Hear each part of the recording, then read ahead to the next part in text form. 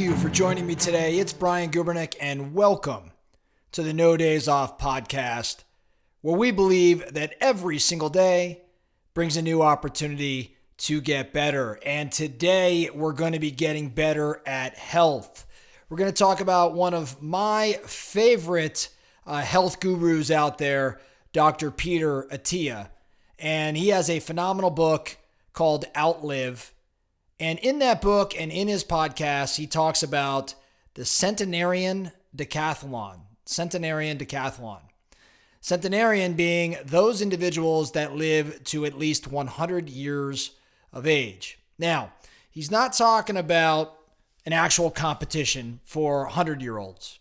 Though he says in the book, there are in fact competitions, physical competitions for those that are 100 or older, which is actually pretty damn cool.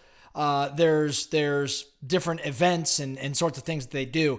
As a matter of fact, in the book, he says the 100-meter dash for the women, ages 100 and up, the record for the 100-yard, or maybe it's 100-meter dash is 41 seconds. Pretty amazing, pretty cool. What he's talking about, though, with this Centenarian Decathlon, I think it's a brilliant framework. I think it's a brilliant concept. It's something that we could all apply to our worlds today, no matter our age. And what he's describing is a framework he uses to organize his patients in his practice, his patients' physical aspirations for the later decades of their lives, especially in that decade that he refers to as the marginal decade, which is really the last decade of your life. So he comes up with this, this framework, this decathlon. In essence, what he's saying and what he's asking his patients, what are the 10 most important physical tasks that you want to be able to do for the rest of your life?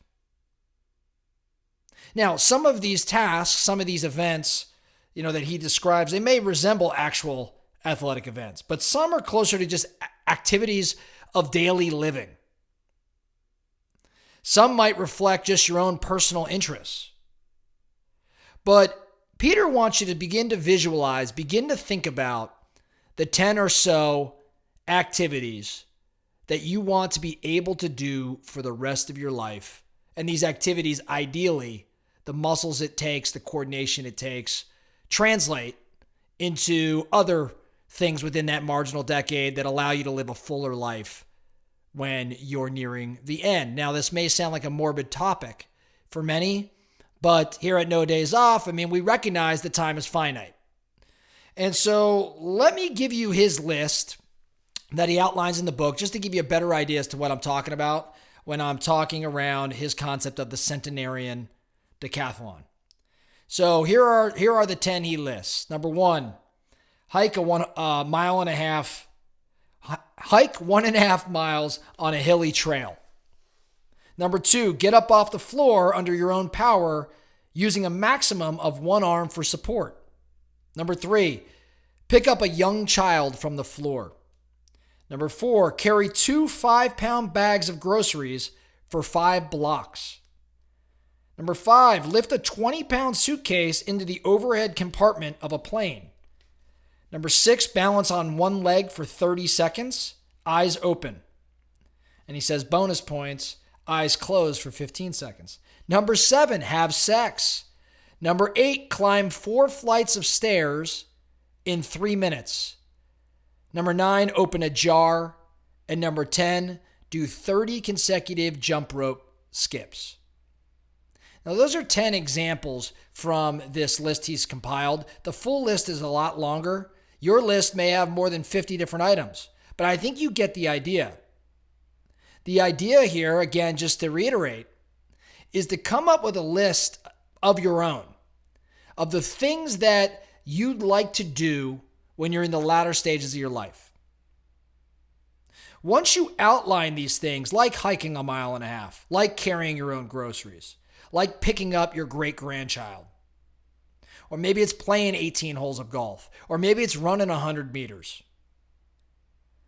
Once you've outlined that, then you begin to train for it starting today. See, Peter Attia, what I love most about his thoughts around health and physical development and all, and just prolonging life, is that he thinks in terms of longevity. That's his objective. His objective is not necessarily run the fastest, lift the most, win events, while he is a competitive guy. His objective when it comes to training, when it comes to eating, when it comes to health, is longevity. And when he says longevity, he doesn't mean necessarily live to 100, though that would be nice. What he's really talking about when he thinks around longevity and when he speaks around longevity, he wants us all to be able to live full lives till the end. The vast majority of those that have this marginal decade, that are towards the end of their life and cannot do much, those individuals cannot do much. Why? Well, naturally, because yes, they're older, but because they haven't developed strength or muscle. They haven't maintained any sort of cardiovascular fitness. They stopped doing a lot of things. And as a result, lack of activity, lack of movement led to weaker muscles and lesser stability. When someone falls down, unfortunately, at an older age, oftentimes the reason they fall down and they can't get back up is because they don't have the physical strength, the muscularity, the stability to do it. Now, I can't speak for all of you, but I could say for me, I would like to be able to make sure I'm getting off the floor when I'm 70, 80, 90 years old. I want to make sure that I'm capable of picking up a 30-pound child. And I'm going to train today. I can do all of these things with ease today, but I'm going to continue to train today with that in mind. So to summarize today's conversation, I love this topic of Peter's around the Centenarian Decathlon. I love the idea of us outlining tasks that we hope to be able to complete for the rest of our lives.